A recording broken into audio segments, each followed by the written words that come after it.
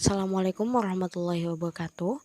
Perkenalkan, kami dari kelompok 8, mata kuliah Statistika Industri, kelas 4B, program studi agroindustri, yang beranggotakan kelompok. Yang pertama ada Khalifah dengan NIM 1902301022, kemudian ada Nazhani dengan NIM 1902301036, dan juga Sa'dia dengan NIM 1902301048. Pembagian pengerjaan kasus ini dilakukan pada kasus 1 oleh Najhani, kasus 2 dan 3 oleh Sa'dia, dan kasus 4 dilakukan oleh Khalifah. Penyelesaian ini menggunakan Microsoft Excel dan juga SPSS 26. Baik, langsung saja masuk ke videonya. Perkenalkan, nama saya Najhani dari kelas 4B Agroindustri. Di sini saya akan menjelaskan mengenai data korelasi. Data korelasi juga disebut koefisien korelasi. Adalah nilai yang menunjukkan kekuatan dan arah hubungan linier antara dua peubah acak. Untuk pengerjaannya yaitu menggunakan Microsoft Excel dan SPSS. Untuk cara pengerjaannya sebagai berikut. Pertama, dijumlahkan variabel X serta keseluruhan variabel Y menggunakan autosum, kemudian ke kolom XI, YI, di mana data variabel X dan variabel Y dikalikan dengan cara mengklik sama dengan di kolom XI, YI, kemudian klik data variabel X plus tanda bintang, kemudian klik data variabel Y dan enter. Klik tanda plus di pinggir kolom, kemudian tarik ke bawah hingga data ke-10 dan klik autosum. Kemudian perhitungan kolom X kuadrat. Pertama, klik tanda sama dengan kemudian klik data variabel X dengan klik tanda panah ke atas dan ditambahkan angka 2, kemudian enter.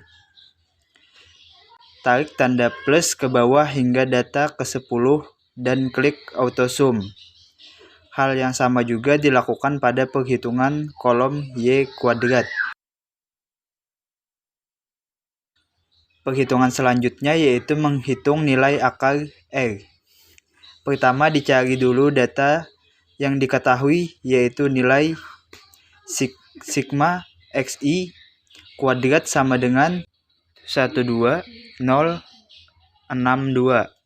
Sigma YI kuadrat sama dengan 1036. Sigma XI YI sama dengan 3331. Sigma XI sama dengan 340. Sigma YI sama dengan 87.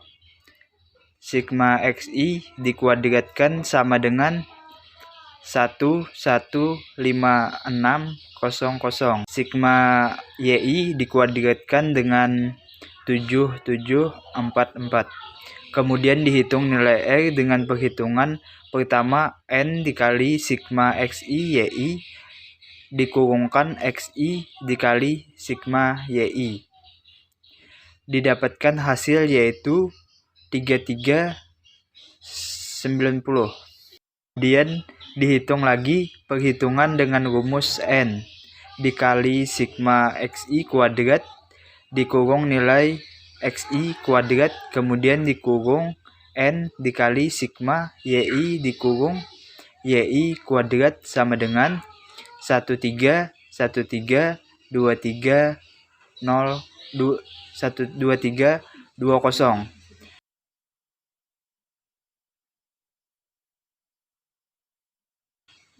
Hasil tadi kemudian dikuadratkan dengan rumus sama dengan SQ-RT. Lalu pilih hasil yang didapatkan tadi. Koefisien determinan didapatkan hasil perhitungan pertama dibagi dengan hasil akar perhitungan kedua, di mana hasil yaitu sebesar 0,935468 yang dibulatkan menjadi 0,94. Kemudian dihitung nilai koefisien korelasi dengan cara mengkuadratkan nilai koefisien determinan yang didapatkan. Kemudian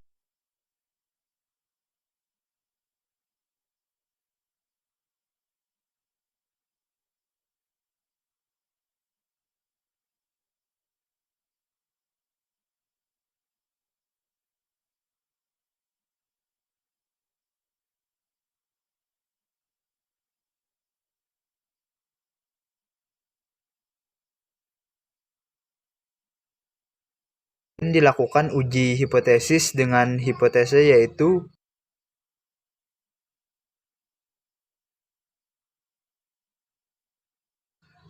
H0 yaitu RO sama dengan 0 atau tidak ada korelasi antara variabel X dan variabel Y.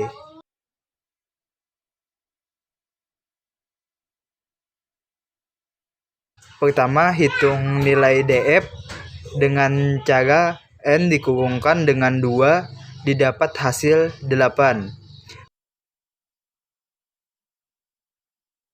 Kemudian dihitung nilai alfa dibagi 2.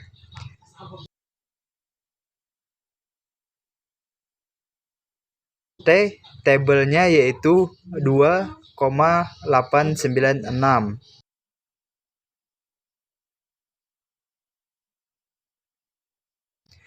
Kemudian dihitung nilai akar DF dengan cara mengklik sama dengan SQRT dan diklik nilai DF yang telah dihitung di awal kemudian enter.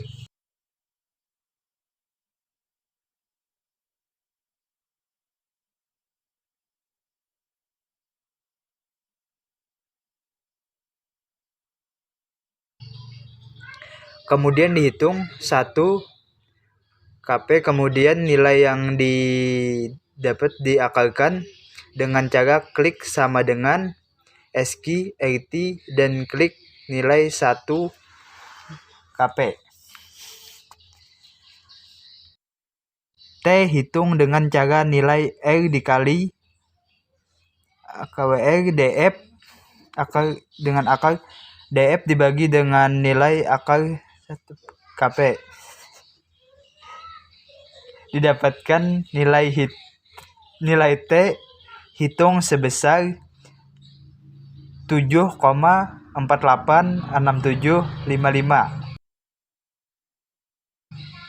Analisis yang didapat yaitu T hitung lebih besar dari T tabel yang artinya H0 ditolak, sehingga dapat disimpulkan terdapat korelasi antara lama produksi dengan produk cacat.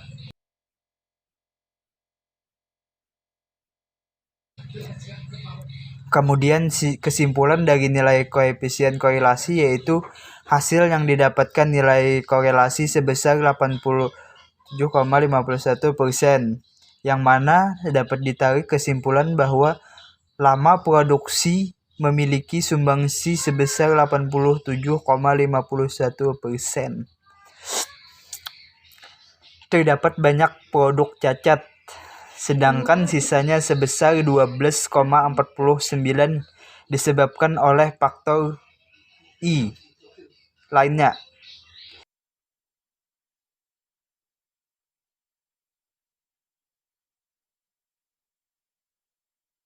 Kesimpulan dari nilai koefisien determinan yaitu hasil yang didapatkan nilai determinan yaitu sebesar 0,94, yang mana dapat ditarik kesimpulan bahwa lama produksi dengan produk cacat memiliki korelasi yang kuat. Kemudian kita masuk ke perhitungan SPSS. Data yang dikerjakan di Excel di copy lalu dipaste di bagian data view, kemudian dibagi variabel view, yang diubah adalah variabel menjadi X dan Y. Desimal menjadi 0, kemudian label variabel X diubah menjadi lama produksi, sedangkan variabel Y diubah menjadi produk cacat. Kemudian masuk keduanya diubah menjadi nominal. Masuk tahap analis, klik bagian analis, kemudian klik deskriptif statistik, kemudian frequencies, kemudian lama produksi dan produk cacat dipindahkan ke bagian variabel, kemudian klik statistik dan centang bagian seperti di gambar, lalu continue dan klik OK. Maka akan keluar output dari frekuensi data. Kemudian pilih lagi analis dan klik lagi ke correlate dan pilih bivariate. Kemudian lama produksi dan produk cacat dipindahkan ke bagian variabel lalu centang seperti di gambar dan klik OK, maka output korelasi data akan keluar, di mana nilai signifikan yang didapat sama dengan perhitungan SS tadi, yaitu 0,935 atau 0,94. Assalamualaikum warahmatullahi wabarakatuh. Perkenalkan, nama saya Halifah dari kelompok 8 kelas 4B Agroindustri. Di sini saya akan menjelaskan mengenai pengerjaan kasus RAL dan RAKL. Pada pengerjaan kasus ini menggunakan Microsoft Excel dan SPSS. Untuk proses pengerjaannya yaitu sebagai berikut. Sebelumnya saya akan menjelaskan sedikit mengenai apa itu RAL dan RAKL. Yang pertama, rancangan acak lengkap atau RAL adalah suatu percobaan yang digunakan homogen atau tidak ada faktor lain yang mempengaruhi respon di luar faktor yang diteliti. Pada rancangan acak lengkap digunakan jika kondisi unit percobaan yang digunakan relatif homogen. Penerapan perlakuan terhadap unit percobaan dilakukan secara acak terhadap seluruh unit percobaan, seperti percobaan yang dilakukan di laboratorium dan rumah kaca yang pengaruh lingkungannya lebih mudah dikendalikan. Yang kedua yaitu rancangan acak kelompok adalah suatu rancangan acak yang dilakukan dengan pengelompokan suatu percobaan ke dalam grup-grup yang homogen yang dinamakan kelompok dan kemudian menentukan perlakuan secara acak di dalam masing-masing kelompok. Pengelompokan digunakan untuk usaha memperkecil galat dan untuk membuat keragaman satuan-satuan percobaan di dalam masing-masing kelompok sekecil mungkin, sedangkan perbedaan antar kelompok sebesar mungkin. Berikut soal kasus RAL dan RAK yang sudah saya catat di Excel. Pertama, kita mengerjakan RAL terlebih dahulu. Langkah pertama yaitu urutkan data pada soal dengan cara urutan ke bawah sebagai berikut.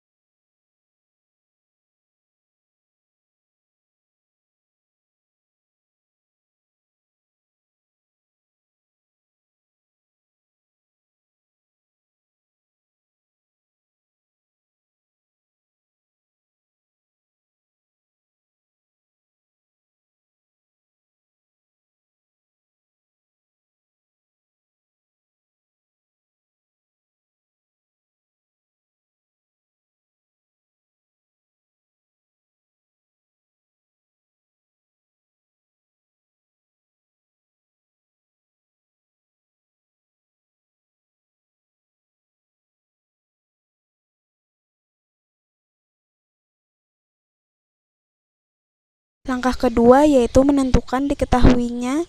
Yang pertama, diketahui faktor percobaannya adalah jenis pupuk. Satuan pengamatannya adalah pertumbuhan tanaman jagung. Perlakuan yaitu pemberian pupuk A, B, C, dan D. Dan unit percobaannya adalah jenis tanaman jagung dengan waktu tanam yang berbeda.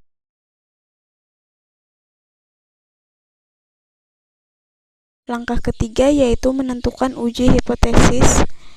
H0 sama dengan pemberian jenis pupuk tidak berpengaruh signifikan terhadap pertumbuhan tanaman jagung.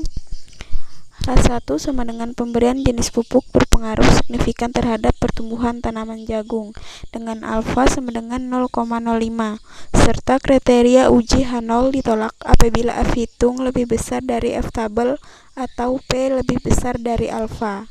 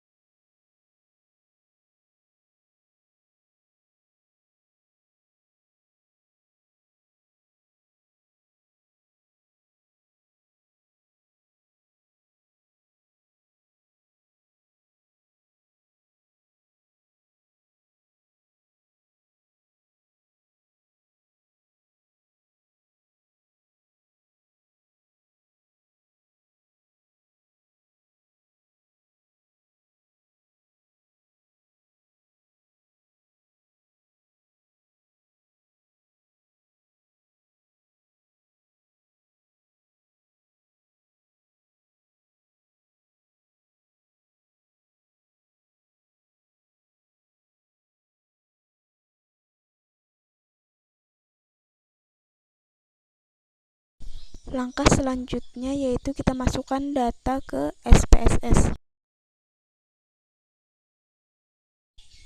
Yang pertama, data di-copy ke SPSS pada data view. Selanjutnya kita atur pada variabel view sebagai berikut. Selanjutnya atur menu value dan jenis pupuk sebagai berikut. Setelah itu kita masuk ke menu analysis dan pilih compare means. Selanjutnya pilih one way ANOVA. Setelah itu pada faktor dimasukkan jenis pupuk dan pada dependent list dimasukkan pertumbuhan. Selanjutnya klik menu option dan centang description serta homogeneity of variance test. Selanjutnya klik menu post hoc test dan centang pada Turkey. Setelah itu klik continue dan klik OK. Berikut output yang sudah dianalisis.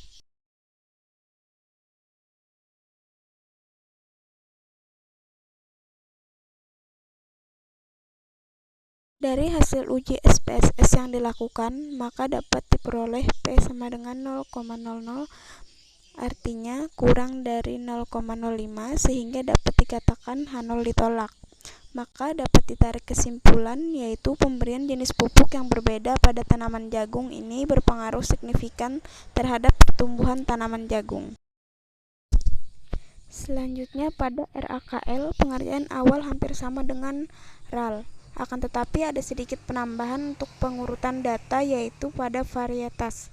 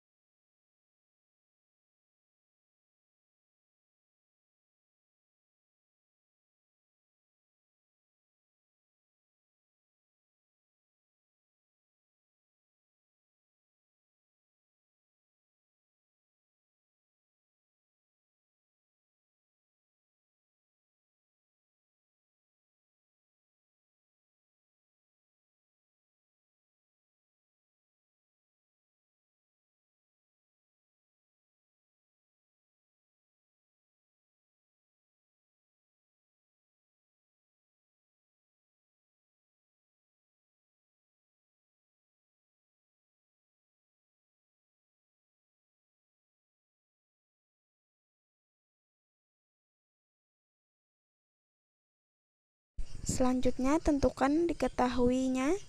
Yang pertama yaitu faktor percobaan adalah jenis pupuk, satuan pengamatan yaitu pertumbuhan tanaman jagung, perlakuan yaitu varietas A, B, C, dan D, dan waktu 1, 2, 3, dan 4. Serta unit percobaan adalah jenis tanaman jagung dengan waktu tanam yang berbeda pada uji hipotesis sama dengan penentuan RAL yaitu sebagai berikut. Selanjutnya kita masuk ke kasus menggunakan SPSS.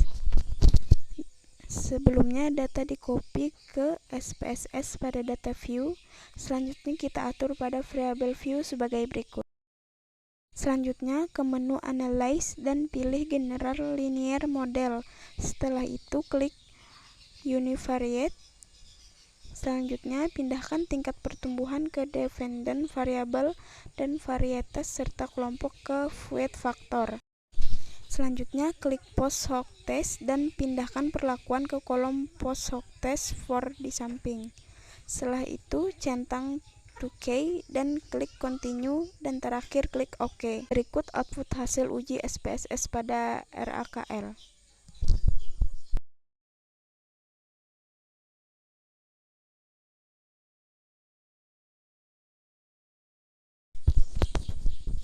Dari hasil SPSS, maka diperoleh untuk perlakuan P sama dengan 0,0 kurang dari 0,05, maka dapat dikatakan H0 ditolak. Dan untuk waktu H0 diterima, berarti waktu tidak berpengaruh signifikan terhadap pertumbuhan tanaman jagung. Maka dapat ditarik kesimpulan yaitu varietas jagung berpengaruh signifikan terhadap tingkat pertumbuhan, dan berdasarkan hasil post hoc test dapat diketahui bahwa varietas A memiliki pengaruh yang paling tinggi dibandingkan varietas yang lainnya. Sementara waktu pencatatan tidak berpengaruh signifikan terhadap tingkat pertumbuhan.